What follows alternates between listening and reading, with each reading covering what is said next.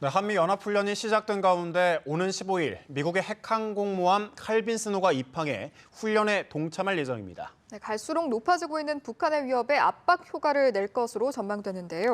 이 시간 장광일 동양대학장, 전현준 동북아 평화협력연구원장과 함께 관련 내용 짚어보겠습니다. 어서 오세요. 네, 어서 오십시오. 예. 북한의 위협 수단이 좀 날로 고도화되고 있습니다. 얼마 전에 생화학 무기까지 있었는데 한미 연합훈련이 이런 가운데 역대 최대 규모로 실시되고 있습니다. 어떤 메시지를 담고 있다고 봐야 될까요?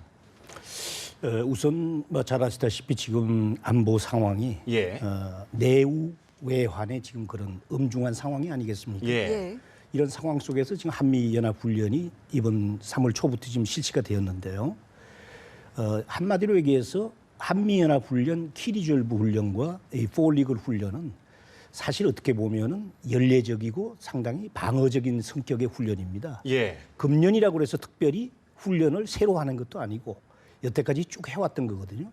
마치 이제 운동 선수가 시합을 앞두고 이 어떤 그 뭐 모의고사 약간 그런 어떤 시험을 보듯이 이 연례적인 어떤 그 이 전투력을 상시 이 파이트 투나잇의 그런 전투력을 갖기 위해서는 평상시에 훈련을 갖다가 똑같이 지속돼야 되는데 그런 차원에서 실시하는 연례적인 훈련이지만은 그럼에도 불구하고 미군 뭐 만여 명, 한국군 한 29만 명에서 한 30만 명 정도와 또 이제 방금 말씀하신 뭐 이 항공모함, 또 미국의 첨단 무기 등이 대거 참가해서 훈련을 역대 최대 규모로 실시한다는 그런 의미는 그만큼 이런 내후외환의 위기 상황 속에서 북한 위협에 대한 어떤 그 엄중한 이런 현실 상황을 반영하고 있다. 이렇게 말씀드릴 수가 있고 지금 북한에게는 어떤 의미에서 이 북한 도발과 그리고 어떤 최근 일련의 상황과 관련해서 더 이상 경거망동하지 말라라고 하는 그런 어떤 엄중한 경고의 의미도 담고 있다. 이렇게 말씀드릴 수가 있습니다. 그런가 하면 칼빈스노가 독수리 훈련에 참가하기 위해서 15일에 입항한다고 하는데 아무래도 중국 측도 그렇게 신경이 좋을 것 같지는 않습니다. 그렇습니다. 이 칼빈슨호가 가지고 있는 의미가 그렇습니다. 그러니까 1월 달까지만 해도 남진아 해 쪽에서 칼빈슨호가 작전에 참가하고 바로 이제 우리 K 리졸브 훈련 참가를 위해서 그쪽에서 출발해서 이제 거의 도착을 했거든요. 칼빈슨호는 아시다시피 중동전이라든가 또 빛나된 체포라든가 이런 그 전쟁에서 혁혁한 공을 세운 미국으로서는 자랑할 만한 그런 그 항공모함입니다. 그렇기 때문에 칼빈스가 나타난다고 하는 것은 그 지역이 상당히 그 위태로운 지역이고 뭔가 좀 엄중하다 상황이 또는 이제 무력 시위를 할 필요가 있다. 그렇게 미국에서 이제 판단을 했을 때 칼빈스호를 파견한 걸로 생각이 되는데 물론 한반도에 이번만 온 건 아닙니다. 칼빈스호가 90년대, 2000년대 이제 종종 온 적이 있습니다. 근데 이번에는 특별히 북한이 미사일 실험이라든가 김정남 암살이라든가 뭐 이러한 엄중한 상황이기 때문에 미국으로서는 뭔가를 좀 보여야 되겠다. 뭐 좀 장군님 얘기를 하셨습니다만은 특히 지금 김정남이 이제 등장한 김정남과 지금 트럼프 정부가 처음 지금 등장해서 맞닥뜨리는 그런 상황 아니겠습니까? 그런 측면에서 북한도 트럼프 행정부를 시험했다 할까? 그런 측면에서 이제 미사일 발사를 했고 거기에 대해서 트럼프 행정부도 이번에 첫 번째 해거든요. 그래서 뭔가를 좀 보여줄 필요가 있다. 미국 입장에서도. 그래서 강력한 그런 의지를 가지고 전략 자산을 총동원하는 아마 2013년 이후 이렇게 대규모의 미국의 그 첨단 무기들이 온 건 처음이 아닌가 생각이 되거든요. 작년만 해도 B-1B 전략 폭격기가 오지 않았습니다. 작년 K-리졸브 때는 9월 달에 이제 그 핵실험 때 왔었고 그렇기 때문에 이번에 어떤 미국이 뭔가를 확실히 보여주자 그런 생각이 있는 게 아닌가 그렇게 생각합니다.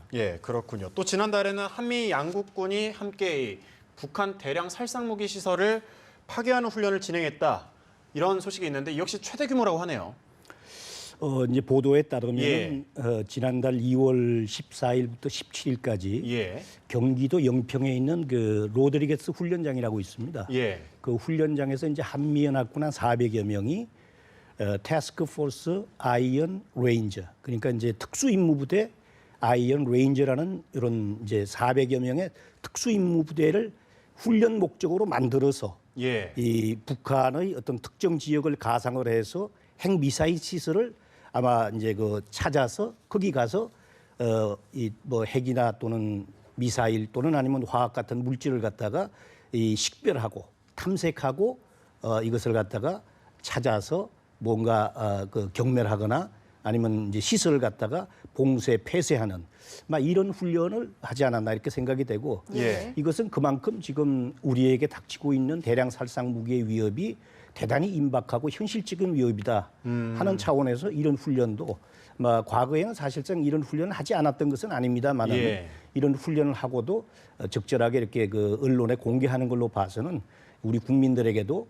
이와 같이 대량 살상 무기에 대한 대응 훈련을 한미 동맹 차원에서 지금 적극적으로 실시하고 있다 하는 것을 알려주기 위한 것이다 이렇게 말씀드립니다. 적극적인 걸 좀 보여주기 위한 것으로 보이는군요. 뉴욕타임스에 의하면 미 백악관 회의에서 한국 전술 핵무기를 재배치하는 논의가 이루어졌다고 하는데 극적 경고인 셈이죠. 이것도 좀 논란이 있을 것 같아요. 예. 전술 핵무기를 배치하는 것 자체만 가지고는 뭐 여러 가지 이제 그 판단이 있을 수 있다고 봅니다. 첫째는 장점이랄까요? 그러니까 북한이 지금 핵무기를 거의 개발을 했고 정확하게 몇 개인지는 모르지만 또 미국이 그걸 인정하지는 않지만 사실상 이제 핵을 보유하고 있지 않느냐 이런 상황이거든요. 따라서 그것을 지금 폐기하기 위한 여러 가지 노력을 하는데 대화도 해보고 또 제재도 해봤지만 도무지 이거 포기할 생각이 없는 거 아닙니까? 따라서 그렇다면 우리도 실제로 전술 핵무기를 가지고 있어서 소위 공포 균형, 밸런스 오브 테러라고 하는 그 공포 균형을 만들어 가지고 북한이 우리에게 그 핵무기를 쓸 수 없도록 만들자. 미국의 그 어떤 확장 억제만 가지고는 못 믿겠다. 그러니까 미국이 만약에 우리가 북한으로부터 침략을 받게 되면 미국이 침략받은 것과 똑같은 그런 보복을 해주겠다고 하는 것이 미국이 지금 우리에게 약속한 거거든요. 근데 우리 일각에서는 그 못 믿겠다고 그렇게 주장한 분들이 계세요. 그래서 핵무기를 배치를 해가지고 우리도 거기에 맞서자. 뭐 그런 이제 그것도 하나의 방법일 수는 있다고 봅니다. 근데 이제 문제는 뭐냐면 그러면 이제 북한에게 너 핵무기 가지면 안 된다는 얘기를 우리는 못 하게 됩니다. 그렇잖아요. 절대로 핵은 가지면 안 된다고 우리는 주장해 왔는데 우리도 핵을 갖게 되면 북한이 똑같이 논리로 남한이 또 핵을 두려워왔지 않느냐. 그래서 우리는 핵을 계속 가질 수밖에 없다고는 그런 얘기를 하면서 일종의 이제 파키스탄식 그 핵무기 해법을 가져가려는 생각이 있을 수 있어요. 파키스탄도 국제적으로는 핵 보유국으로 인정하지 않지만 사실상 핵 보유국으로 인정이 된 상태거든요. 그래서 지금 북한이 노리는 게 그거거든요. 국제 정치적으로는 인정이 안 되지만 사실상 핵 보유국으로 남아서 그걸 어떤 지렛대로 삼아서 미국과 협상을 하려는 그런 이제 전략을 꾸미고 있는데 여기에 우리가 빠져들어가는 거죠. 그렇게 되면은 그렇기 때문에 안 된다는 거 아니겠습니까? 그래서 물론 이 논의는 그렇게 할 수 있고 뉴욕타임즈가 무슨 근거로 이런 보도를 했는지는 모르지만 전술 핵무기를 다시 들여온다고 하는 것은 쉽지는 않을 겁니다. 우리 전 박사님 아주 잘 짚어주셨는데요. 우선 그 보도 자체의 사실 여부를 떠나서 어떻게 보면은 오바마 정부에서의 이 핵정책과는 상당히 이제 그 차별을 가질 수가 있는데 이 오바마 시대의 목적은 한마디로 얘기하면 핵 없는 세상을 구현하겠다는 것이 오바마의 이 어떤 추구하는 그런 세계였거든요. 그런 차원에서 본다면 사실상 전술 핵무기의 뭐 재반입 또는 전술 핵무기 자체의 논의 자체를 회피를 해왔었습니다. 그럼에도 불구하고 이제 트럼프 행정부가 들어와서 첫 이 대북 정책을 논의하는 과정에서 이 전술 핵무기의 재반입 논의 자체가 개시된다는 것은 어떤 의미에서 대단히 이건 의미가 있는 것이다. 그래서 이것이 뭐 사실 여부는 좀 더 이제 시간이 지나면 확인이 되겠습니다만은 이 문제를 포함을 해서 이를테면 이제 우리가 이 한국형 어떤 그 핵 잠수함, 그러니까 핵 추진 잠수함을 갖는다든지 또는 이제 전략 무기를 갖다가 상시 한국에 배치한다든지 뭐 방금 보도되고 있는 이런 그 전술 핵무기를 갖다가 재반입을 갖다가 한다든지 하는 이런 문제를 갖다가 지금 임박한 북한의 이런 그 핵의 이 실존하고 있는 위협 상황 속에서 보다 적극적이고 뭐라 그럴까요 좀 우리 나름대로도 아까 저 말씀하신 대로 어떤 공포의 균형을 맞춘다는 차원에서도 이런 논의는 대단히 바람직하고 사실은 우리 사회 일각에서도 이 논의가 상당히 심각하게 해왔었거든요. 일부 대권 주자들도 이런 문제를 갖다가 공개적으로 거론한 바도 있고 그래서 새로운 트럼프 정부에서도 이런 문제를 보다 적극적으로 좀 이렇게 개진해서 북의 이런 그 대북 정책을 갖다가 어떤 전략적 인내로만 이게 지금 방어할 수가 없는 거 예. 아니겠습니까? 네. 그런 차원에서 새롭게 이제 그 대북 정책을 구상을 하면서 예. 이런 여러 가지 옵션을 검토해 나간다는 것은 대단히 바람직한 걸로 보고 있습니다. 예, 그런데 이 핵무기 재배치 말고도 선제 타격, 또 김정은 자산 동결 이런 방안도 함께 논의된 것으로 전해졌거든요.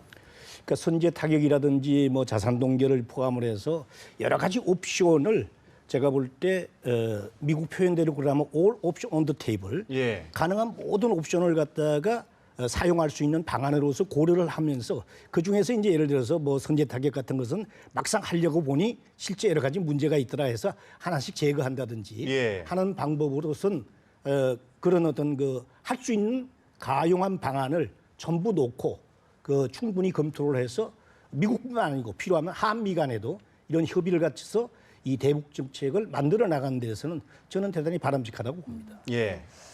이런 가운데 국내에서는 사드 배치 폭풍이 정말 만만치가 않은데 중국의 보복이 외교적으로 도를 좀 넘었다 이런 지적도 나오더라고요. 예, 참 안타깝습니다. 예, 사드 문제로 인해서 우리 경제적으로 이제 많은 손해를 좀 보고 있지 않습니까? 예. 이제 그 배경을 보면 역시 미국과 중국의 싸움이다. 저는 그렇게 보거든요, 기본적으로.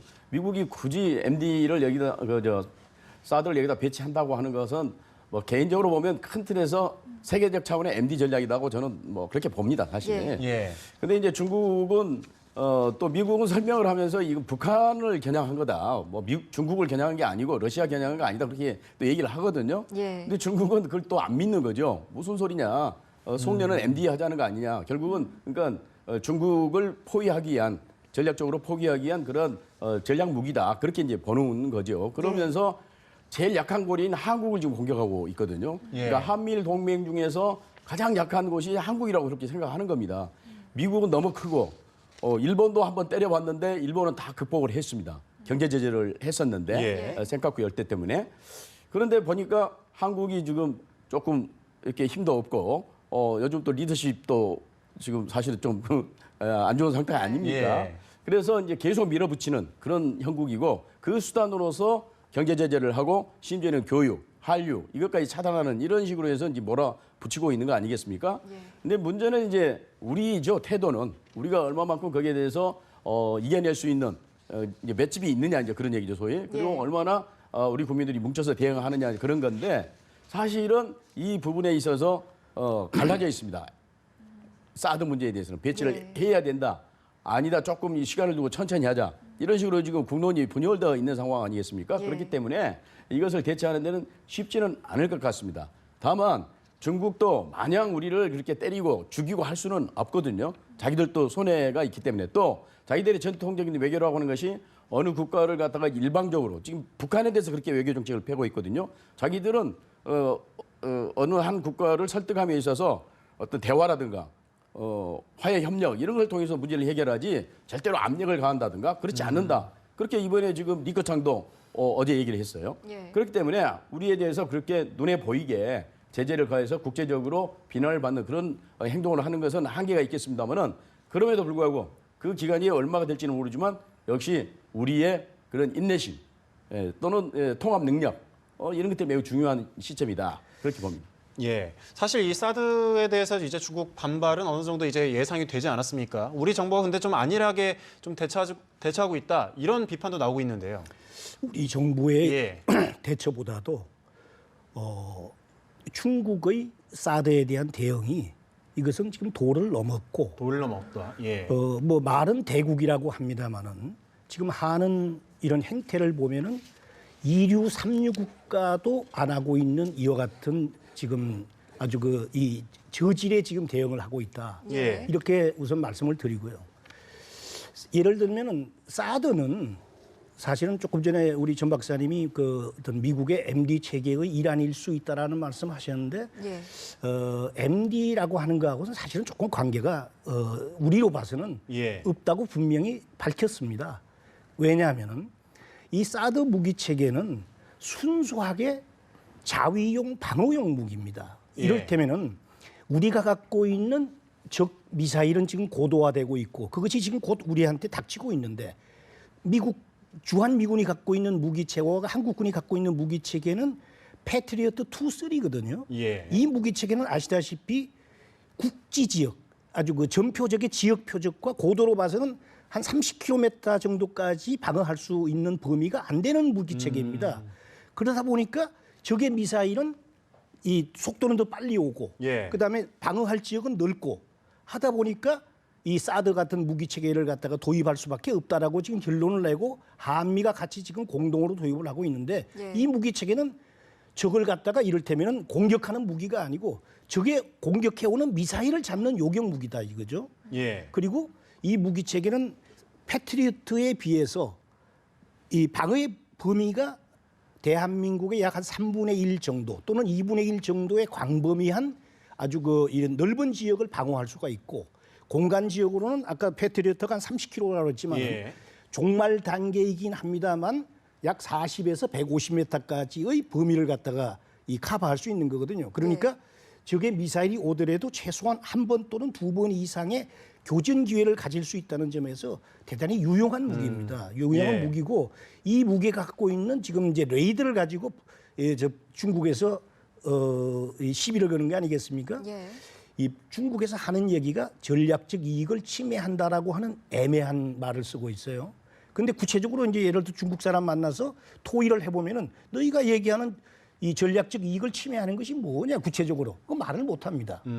사실상 전략적 이익을 침해할 수 없는 것이 이 사드가 갖고 있는 그 이 요격용 무기뿐만 아니고 갖고 있는 레이더도 실제 이 상공을 쳐다보면서 한반도와 겨우 중국의 아주 그 일부 지역을 갖다가 커버할 수밖에 없는 예. 그 정도뿐이 안 되거든요. 성능으로 봐서. 그렇기 때문에 중국이 사드를 가지고 지금처럼 하는 것은 자기 얼굴에 어떻게 보면 침을 뱉는 것과 마찬가지다. 이런 말씀을 드리고 지금 가해지고 있는 여러 가지 어떤 이런 일종의 보복은 어떤 의미에서 한미 동맹에 대한 이런 차원에서 볼 때 미국도 좀 더 적극적으로 여기에 대해서 대응을 예. 해나가야 된다고 봅니다. 왜냐하면 예. 이 지역은 우리 지역이지만은 사실상 이 무기는 미국의 무기고 예. 또 이제 이 공여가 되어서 롯데 그 스카이힐 골프장으로 들어가게 되면 한국에서 미국으로 공유해지는 미국이 이 통제하는 그 지역입니다. 예. 때문에 미국에서도 우리 대한민국이 지금 당하고 있는 이와 같은 입장과 똑같은 수준에서 예. 적극적인 어떤 대응이 필요하다 예. 하는 말씀을 드리고 싶네요. 알겠습니다. 이 사드가 미중 정상회담 다음 달에 이제 예정이 돼 있는데 여기에도 영향을 좀 미치겠죠. 그러겠죠. 예. 왜냐하면 지금 시진핑 주석은 계속해서 이 사드 배치는 해서는 안 된다고. 예. 미국 그 오바마 대통령에게도 얘기했고 박근혜 대통령에게도 얘기를 했고 그런데 이제 배치가 된 거 아닙니까? 그래서 중국 입장에서는 상당히 기분이 나쁘겠죠. 계속해서 마치 안 할 것처럼 하면서 전격적으로 이제 했다고 생각하잖아요. 중국은. 예. 그렇기 때문에 미중 정상회담이 열리게 되면 이 부분이 물론 공식적인 뭐 일테면 의제가 될지 아니면 비공식적인 의도가 될지는 모르지만 어떻든 미중 간에 이것이 상당히 중요한 이슈가 될 거고 물론 그렇다고 해서 해법이 당장 나오느냐 그렇지는 않죠. 미국은 미국 국가 이익에서 움직여서 사드를 배치하는 거고 중국은 자기들 국가 이익 때문에 사드를 반대하는 거 아니겠습니까? 예. 그렇기 때문에 미중 간에 어떤 전략적 대화가 되지 않은 상태에서 이것이 쉽게 배치가 뭐 된다 안 된다 얘기하는 것은 힘들 거고 시간도 많이 끌릴 것으로 그렇게 생각이 됩니다. 네. 예. 여기까지 듣겠습니다. 지금까지 장광일 동양대학장, 전현준 동북아 평화협력연구원장이었습니다. 고맙습니다.